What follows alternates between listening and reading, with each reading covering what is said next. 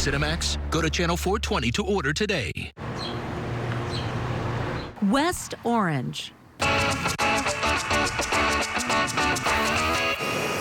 The one-time home for this great inventor, now lighting up New Jersey's dining scene. Thanks to some innovative chefs and neighborhood gems. I do take risks, otherwise it just becomes boring. I try to involve as many different types of flavors and textures as possible. Everybody comes here from different parts of the country. Join us as we eat our way around West Orange, next on Restaurant Hunter.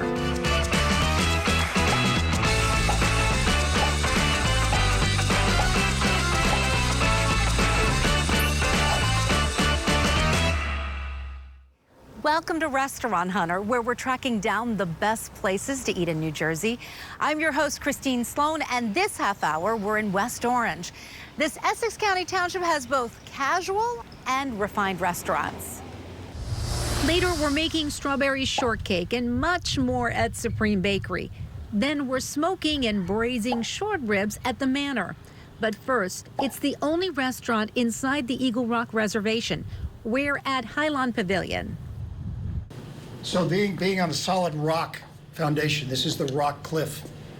When we were putting the footings to get for the front entrance, when we did this, we kept digging a little bit more as far as we could and into the rock.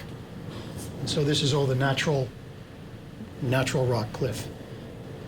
Highland Pavilion's location on top of this cliff inside Essex County's Eagle Rock Reservation allows diners to enjoy breathtaking views of Manhattan. So this is the support underneath the dining room. These are the footings. This is as far as we could go. Kurt Knowles and his family have owned this West Orange landmark since 1986. Which, by the way, you and I right now are sitting in West Orange, but that table's in Montclair. You're kidding, I didn't know that. Right here is the town line. That's not the only interesting tidbit this storied restaurant has to tell. When Kurt's father Harry took over the building, it was dilapidated. And in the early 1900s, there was a structure on this property because of the cliff we're on and the view. And it was strictly an open-aired pavilion. Then it was abandoned for 35 years. So it really fell into disrepair. And so something had to be done with it. But they couldn't knock it down because there's a historical background to this structure. Thomas Edison actually did use the second floor here apparently on some of the early motion picture filming, but he also did some experiments that was for the government with some of the early detection of sonar, bouncing signals across the park. That was for the U.S. Navy. We wanted to maintain the original structure and the Italian Florentine, the Italian Renaissance architecture with it. And so my brother and father went over to Italy and looked at a lot of the villas and got some of the ideas of what we could do. But we were very restricted on square footage, on how much more we could add to the building because of the historical background. So we were able to put the front onto the building. And the dining that you see behind us here, those windows were open air. So that's the original structure, as well as the second floor with the roof. The attention to detail also extends to the food at Highland Pavilion.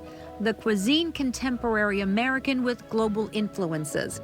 Executive chef Tristan Tevro is at the helm, carrying on a family tradition. His father worked here before him. The most important part of my job is the customers and making sure that they're happy and they come back. But the part of my job that I take the most personal is the leadership aspect of it and maintaining and managing a staff of 30 to 35 people and inspiring them on a daily basis to have the same love and passion for food and cooking that I do. My style of cooking is that I try to involve as many different types of flavors and textures as possible, meaning that every tongue has taste buds that taste sweet, salty, tangy, hot, and I try to involve as many flavors as that in each dish. For example, the black sea bass dish has the vinaigrette that's sweet and tangy. It's got a little bit of heat in the vegetables, and then the crunch of the taro root on top to balance the texture as well.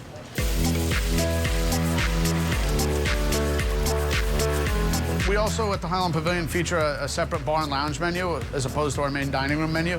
And that's a chance for me to have a little fun. I can have my take on a bunch of different things. The Highland burger is my take on a steak au poivre. So it's a peppercorn crusted Angus beef burger with foie gras instead of the cognac, giving it the extra richness, and the Swiss cheese melted on top for the creaminess all over a toasted brioche bun.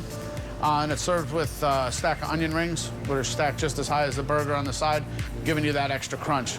I think the appetizers at the High Lawn or at any restaurant are the most important part of the meal, because if you mess up an appetizer, number one, people could leave. They could be upset and never come back no matter how good the entree is. One of my favorite signature appetizers is the yellowfin tuna tartare. It's small diced yellowfin tuna, obviously starting with fresh ingredient, and the best that we can source is number one. There's a Brinois ginger, jalapeno, scallions inside. Shiso, we mix in a ginger vinaigrette, which we make, that has a little sesame, little rice wine vinegar, and yuzu in it.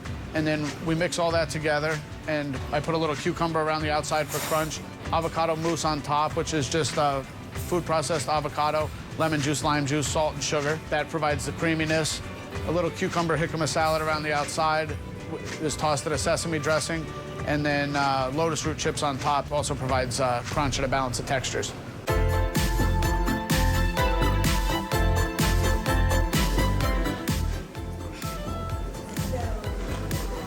Wow. Yeah. He's not joking about flavors, right? Right. There were all kinds of flavors in this dish. I get like the tanginess from that lemon and ginger, and then the tuna is just so fresh and soft and tasty.